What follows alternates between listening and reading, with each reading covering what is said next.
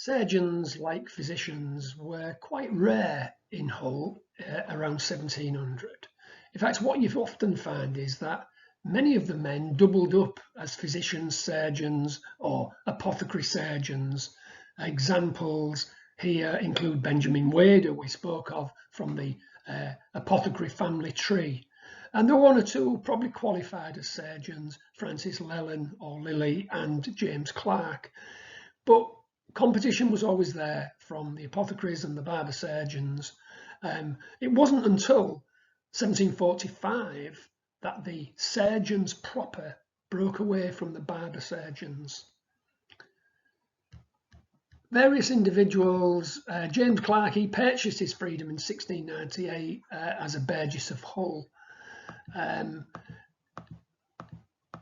he's mentioned on numbers of probate inventories, both as a surgeon and it seems as an apothecary as well.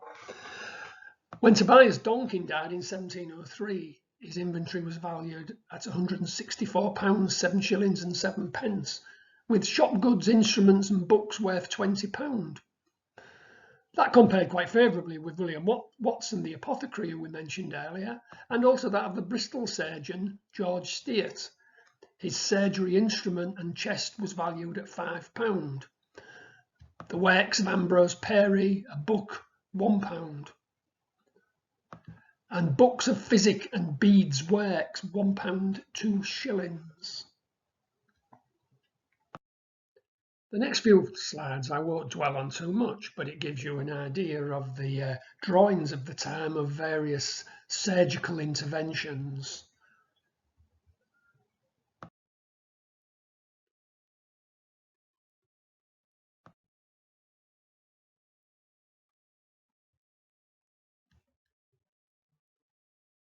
And of course, in order to perform those type of operations, you needed the surgical instruments. And this is a range of surgical instruments from the period. And I'm sure if you looked at modern surgical instruments, some of them would look very similar. The next group of Hull medics were the barbers and barber surgeons. It's an interesting group of men. Some really were just barbers and possibly makers of wigs and retailers of wigs, but some certainly dabbled in surgery. One or two of them moved on and diversified through surgery into the apothecary art and occasionally into the practice of physic or medicine. It wasn't until 1714 that the Hull Guild of Barber Surgeons was formed. Their usual, compared to the apothecaries, their sort of trademark was the red and white pole outside the barber's shops, which still exist in the 21st century. And it probably relates to when they were letting of blood and one or two other medical procedures, including dentistry. And it's thought that the red may have represented the blood and the white may have been the bandages. Of the Hull Barber Surgeons' inventories studied, several stand out: Timothy Portington, Francis Bishop, Christopher Longwood, John Metcalfe, William Nelson. They were all described by the Bickfords as barber surgeons. However, in their probate inventories, in the main, they're described just as barbers. And Portington's inventory records wigs at 3 shillings and 6 pence, the shop goods and utensils as a barber, and 4 shirts and 3 shop cloths. That was all worth £5, 8 shillings and 9 pence. He was also owed £5 by several persons for trimming. Longwood had 7 short wigs in his shop, valued at £3, 6 shillings and 8 pence. With the remaining shop goods reflecting the trade of hairdressing rather than surgery, such as 18 razors and scissors, shop linen, etc., etc. Continuing with the barbers stroke barber surgeons, it was often indistinguishable even with the inventory records. They certainly weren't as well educated as surgeons, but often acted as surgeons for poorer residents, as I said previously. There is some evidence of apprentices having qualified as a tonsor, later claiming freedom as a surgeon.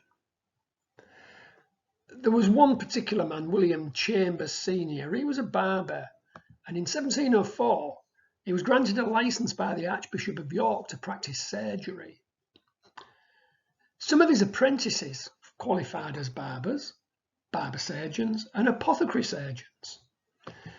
His youngest son, John, qualified as an apothecary, and William Jr. as a barber surgeon. William Jr. then studied at Leiden University, gained a Master of Doctoring and an extra licentiate from the Royal College of Physicians in London in 1724. By the late 18th century, another descendant, William Chambers Darwin, he was a physician and was subsequently knighted. So within less than 100 years, that family had moved from poor barbers to knights of the realm. The Hull grocers were a disparate group of people selling herbs and spices, possibly some crude medicines. What we don't know is whether they ever gave advice on medical matters. They possibly did to their friends and the poorer citizens. Could we describe them as apothecaries? Certainly not.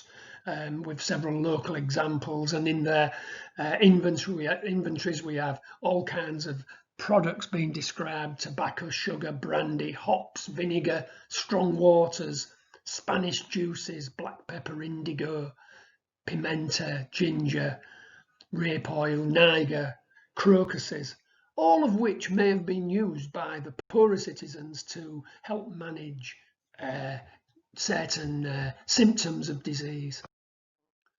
Of the groups of medical practitioners that we've covered, from a professional point of view, clearly physicians were at the top of the tree, probably followed by the surgeons, eventually midwives, but apothecaries were both professionally qualified but very successful locally. Many of them went on to be chamberlains, sheriff, or mayor of the town. They were reasonably wealthy from the values in their probate inventories. One or two grocers for sure were very successful in local politics.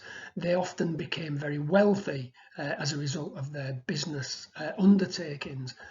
Again, surgeons, like the physicians, were relatively few in number, so it's probably difficult to find people who had achieved a position locally. They tended, I guess, to be low, the physicians and apothecaries, in status, particularly on the political aspect. And midwives, even professionally, were not regulated until much later. Utilising probate inventories and any wills that have survived, this slide gives some idea of value and wealth. Robert Ganton, the physician, as we've said, left £400 to his wife, plus several houses in High Street, and he was only 38 when he passed away.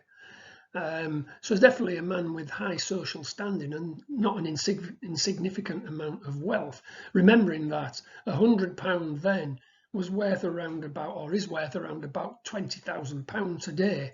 So just what he left his wife was substantial. William Watson, the apothecary and surgeon, was only 26 when he died, and he was an apprentice of Robert Ganton's.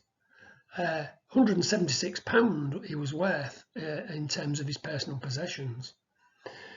The apothecary surgeon, Tobias Donkin, again reasonably wealthy, £164 worth, plus a house in High Street and a manor house at Swine in Holderness.